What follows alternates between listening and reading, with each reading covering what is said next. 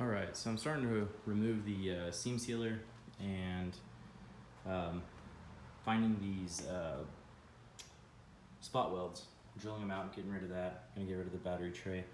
So if you guys are gonna be removing seam sealer, what I'd suggest you do is to take a razor like this and then just kind of scrape everything off like normal.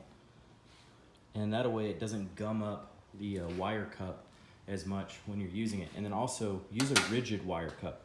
There is a difference. So this is a rigid wire cup.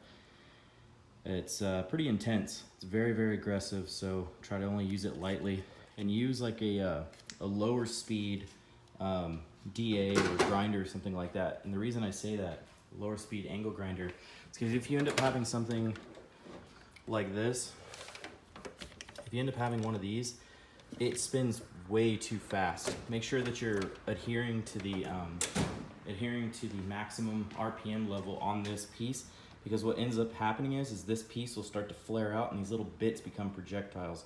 So just be careful. But it's important that you have a rigid one. See how I can't move this with my finger? But then you come over here, just 1 second, and say you have a different type of cup. Try to find a cup in here. Second. Okay, here you go. This one's different. And the difference is huge.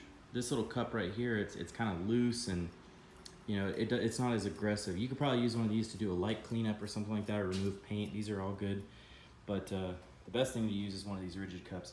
So I'm by myself, but I can see if I can lightly touch it and just kind of give an idea with one hand. Sure you're wearing goggles and all that jazz.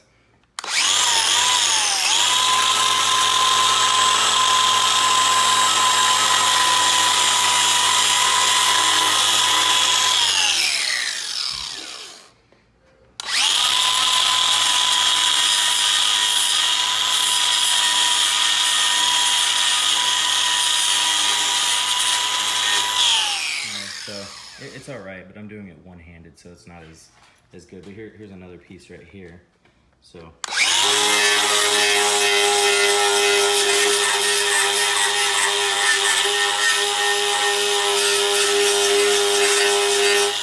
you can see, it strips it fairly quick. So just use something like this and you'll be good to go. Here's the before, and here's the after. This is what you can expect if you use the knotted cup wheel. That's all I used up to this point, so use this as a reference.